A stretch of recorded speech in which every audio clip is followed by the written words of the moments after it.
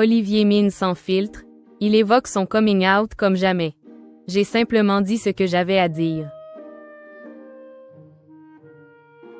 Dans les colonnes du Figaro, ce 22 décembre, Olivier Mine est revenu sur la raison pour laquelle il a fait son coming out en 2017, en toute honnêteté. Olivier Mine fait partie de ces personnalités qui osent être pleinement qui elles sont, sans en faire un tabou. Pour être le plus authentique possible, même auprès de son public, l'animateur avait fait son coming out en 2017. Ce lundi 22 décembre, le Figaro a dressé son portrait, revenant sur sa carrière sur le petit écran, qui n'était pourtant pas écrite dès le début, son culot qui lui a servi à se faire une place et sur sa vie personnelle.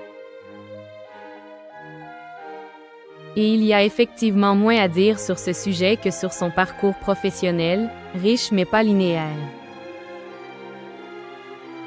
Très discret, Olivier Mine était toutefois sorti du silence il y a 8 ans pour annoncer son homosexualité, sans chercher à en faire toute une histoire.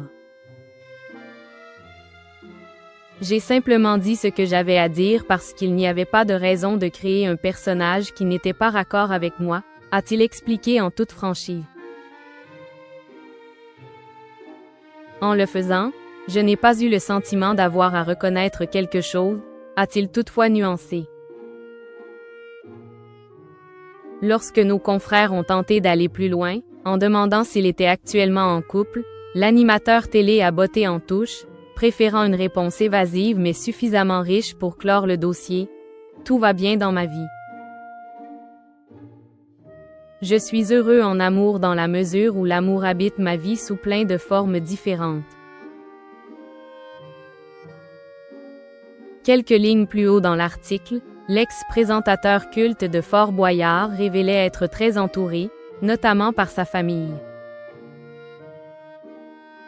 Un tonton gâteau est très présent. Proche de sa mère et de sa sœur cadette Bérangère, depuis leur tendre enfance, Olivier Mine précisait avoir aussi de belles relations avec Jules et Salomé, ses neveux de 30 et 25 ans.